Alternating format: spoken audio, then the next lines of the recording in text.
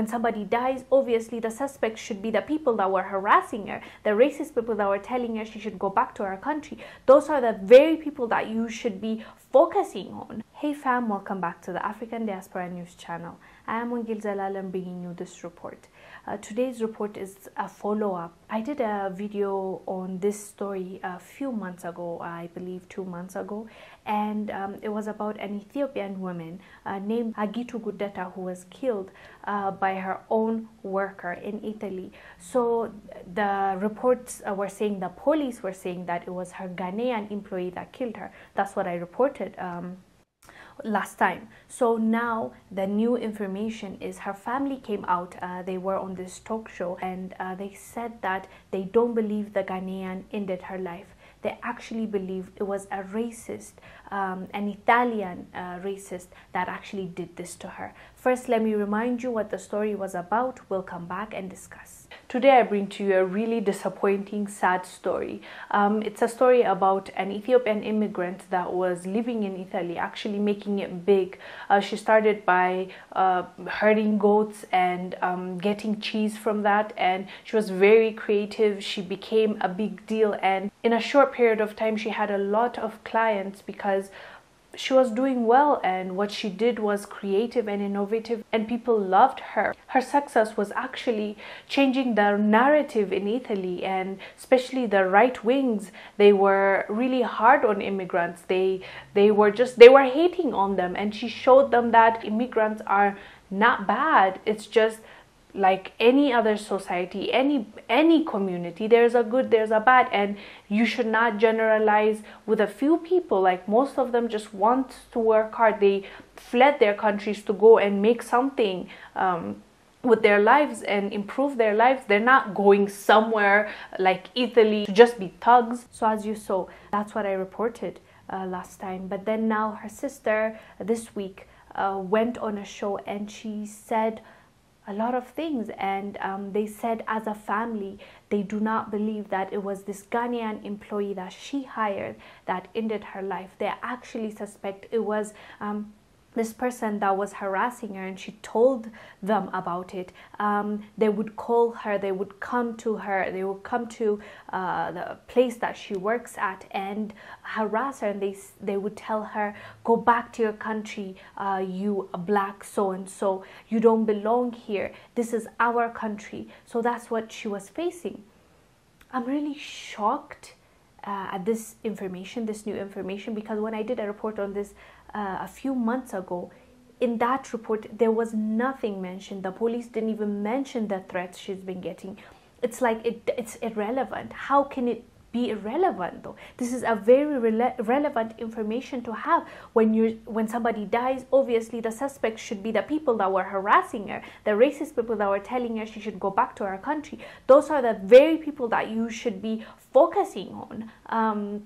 But what makes this case confusing or a bit complicated is the man, the Ghanaian man that we are talking about, actually confessed to this crime, and he said that he is the one that did this. So I'm like, okay, the fact that you didn't share those information, the relevant information, as police, as media, the fact that she was getting harassed, the fact that she was getting threatened because of the color of her skin, you failed to mention that. So how much can I trust you that this Ghanaian man confessed to this, or that he actually did it? Because her family members are saying, nope, we do not believe that guy. And her sister was even saying how when she went to Italy to visit her, she saw her employees, how much they loved her, how nice they were, and how they treated each other. So she was saying, I don't believe that man did this to her. So it was really, really interesting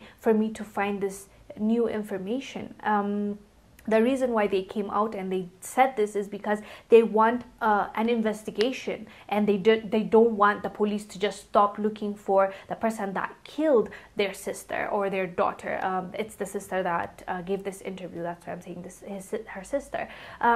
So they said they want the government, Ethiopian government, to be involved and ask the Italian government to actually do their research and investigate more, because they really don't believe that this Ghanaian man killed her. And I really hope that it's not him that did it, because even in my previous report, I was saying how he's not a good representation of Ghanaian people, and we should not turn on each other. Like, this woman, she made it big in Italy, and she's a huge deal. And what she would do is, whenever people from Africa, from Ghana, Mali, Nigeria, when they're going to Italy looking for a job, or they're immigrants, she just takes them in and hires them and gives back, puts money in their pockets. So what she was doing was noble. What she was doing was supporting her people, brothers and sisters from other nations. You know, it's not just Ethiopians that she was helping. She was helping all Africans that were traveling to Italy. She was giving them a chance. She was giving them bread.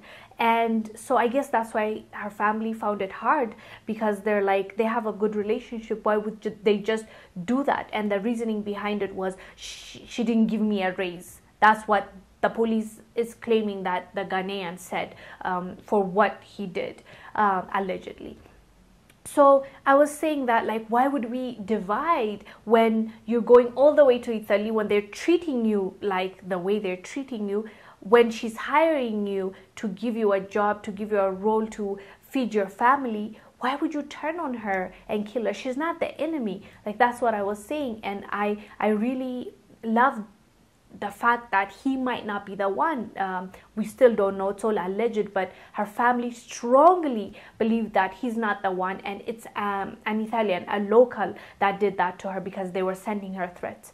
So it's really sad to digest, because this woman went all the way over there to change her life, and after she actually made it, and she was helping the community and helping others, and she was changing the narrative of immigrants and how they are viewed there, her life ended this way. It was a really sad story to report on, but I really felt the need to come and update you, because her family members are speaking out, and they want the governments to be involved to check for her death.